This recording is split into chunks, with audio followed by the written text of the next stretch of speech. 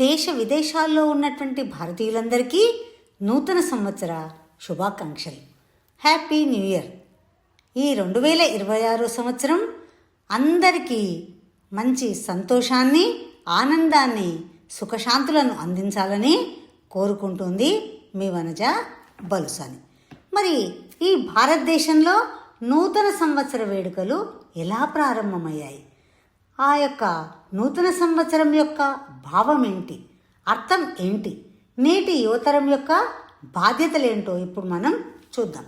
భారతదేశం అనేక సంస్కృతులు, సాంప్రదాయాలు, ఆచారాల యొక్క సమ్మేళనం.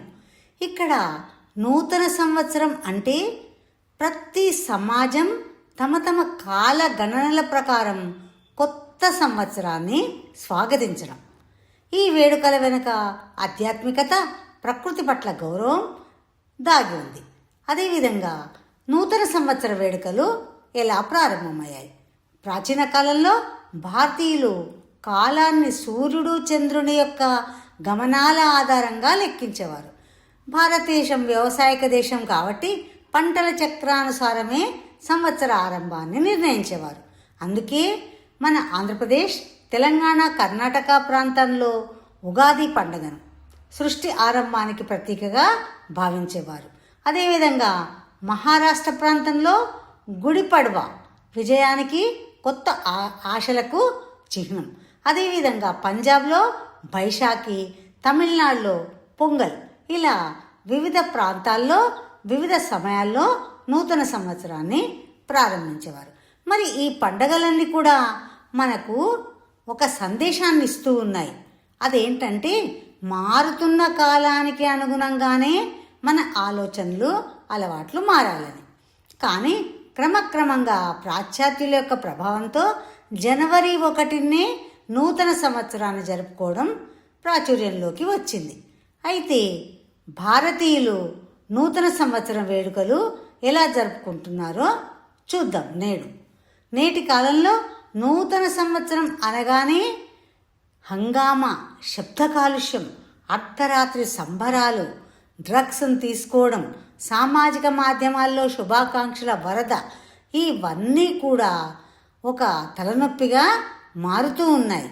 కొంతమందికి ఇది ఆనందాన్ని అందిస్తే మరికొందరి యొక్క బాధ్యతారాహిత్యాన్ని ఇది తెలియజేస్తూ ఉంది. సాంప్రదాయ విలువల కంటే కూడా ఆడంబరాలకి ఎక్కువ విలువేయడం జరుగుతూ ఉంది. ఇలాంటి సందర్భంలో నేటి యువతరం అత్యంత కీలకమైనటువంటి పాత్రను వహించాలి. మరి నేటి యువతరం ఎటువంటి బాధ్యతలను తీసుకోవాలో చూద్దాం. నేటి యువత కేవలం దేశ భవిష్యత్తు మాత్రమే కాదు, వర్తమానానికి కూడా వారే దిశానిర్దేశకులు. నూతన సంవత్సర వేడుకలు యువతకు ఒక ఆత్మ పరిశీలనకు అవకాశంగా తప్పకుండా మారాలి. సాంప్రదాయంగా వేడుకలు జరుపుకోవడం తప్పు కాదు, కానీ వాటి మూలాల్ని మర్చిపోకుండా పండగల వెనక ఉన్నటువంటి సాంస్కృతిక విలువలను తెలుసుకొని తర్వాత తరానికి అందించాలి. ఇంకా యువతకు రెండోది సామాజిక బాధ్యత. మద్యం, డ్రగ్స్ వంటి దుష్ప్రభావాలకు దూరంగా ఉండి ఆరోగ్యకరమైనటువంటి వేడుకలకే నాంది పలకాలి. రహదారి భద్రత, శబ్ద కాలుష్య నియంత్రణ వంటి అంశాల్లో యువత ముందు అడుగులో ఉండాలి. ఆత్మవికాసం, లక్ష్య నిర్ధారణ. నూతన సంవత్సరం అంటే కేవలం క్యాలెండర్ మాత్రమే, డేట్లు మారడమే కాదు, పాత తప్పులన్నింటినీ విడిచిపెట్టి కొత్త సంకల్పాలకు శ్రీకారం చుట్టాలి. విద్య, ఉపాధి, నైతిక విలువల్లో తమను తాము మెరుగుపరుచుకోవడమే కాకుండా సమాజాన్ని మెరుగుపరచాలి. దేశాభివృద్ధిలో భాగస్వామ్యం వహించాలి. పర్యావరణాన్ని పరిరక్షించాలి. సామాజిక సమానత్వం వంటి కార్యక్రమాల్లో చురుకుగా పాల్గొని దేశం అంటే మనది, మనమే దేశం, దేశ భవిత మనమే అనే ఆలోచనతో ఉండాలి. ఇది మన జీవన శైలికి అద్దం. నూతన సంవత్సర వేడుక, వాటి ఆరంభం మన సంస్కృతిలో నాటకపోయిన విలువలతో ముడిపడి ఉంటుంది.